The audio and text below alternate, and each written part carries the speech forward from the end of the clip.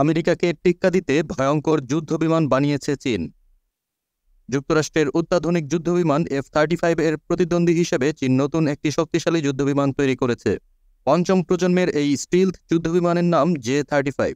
মঙ্গলবার বেইজিং এই অত্যাধুনিক যুদ্ধবিমানটি প্রথমবারের মতো প্রকাশ্যে এনেছে পঞ্চদশ China international aviation and aerospace এক্সিবিশনে।